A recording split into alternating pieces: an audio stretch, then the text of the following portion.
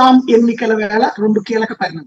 ఒకటి, అస్సాంలో హిమంత బిశ్వ శర్మ వాళ్ళ ఆవిడికి 3 పాస్పోర్ట్లు ఉన్నాయి, అలాగే వాళ్ళ సొంత కంపెనీతో ₹1,00,00,000 దండుకున్నాడంటూ కాంగ్రెస్ పార్టీ ఆరోపిస్తే అవన్నీ పక్కా ఫేకు, నిన్న కాక మొన్న వీళ్లే సృష్టించిన కంపెనీలతో అతని మీద ఆరోపణలు చేస్తున్నారన్న విషయాన్ని వెంటనే హిమంత బిశ్వ శర్మతో పాటుగా బీజేపీ వాళ్ళు బయట పెట్టారు. నెంబర్ 1 అక్కడ దెబ్బతింది కాంగ్రెస్ పార్టీ. రెండోది వచ్చేటప్పటికి దుబాయ్ లో అతనికి ఆస్తులు ఉన్నాయన్నటువంటిది అబద్ధమని, వాళ్ళు ఏ నెంబర్ అయితే ఇచ్చారో అది ఒక ముస్లిం అతని నెంబర్ అన్నటువంటి విషయాన్ని దుబాయ్ ఐడెంటిటీ నెంబర్ ని తేల్చి చెప్పింది బీజేపీ. తద్వారా అవి 2 కాంగ్రెస్ పార్టీ వేసిన గేమ్స్ అని అర్థమైపోయింది. అదే సందర్భంలో మేము అధికారంలోకి వస్తే హిమంత బిశ్వ శర్మను జైల్లో పెడతానంటూ రాహుల్ గాంధీ ప్రకటనలు కూడా పెద్ద ఎత్తున చర్చకి తాడిచ్చింది.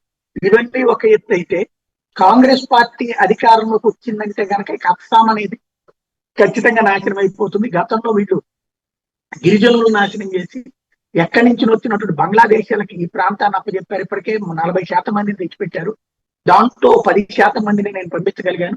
మేము అధికారంలోకి వస్తే ఈసారి మిగతా వాళ్ళని కూడా పంపిస్తామంటూ అమిత్ షా, యోగి ఆదిత్యనాథ్ లాంటి వాళ్ళు చెప్పడం ఇంకొక ఎత్తు. ఇప్పుడు మధ్యప్రదేశ్ ముఖ్యమంత్రి శివరాజ్ సింగ్ చౌహాన్ మరొక అడుగు ముందుకు వేసి 1947లో అస్సాంని పాకిస్తాన్కి అప్పగించడానికి కాంగ్రెస్ పార్టీ ప్రయత్నించింది.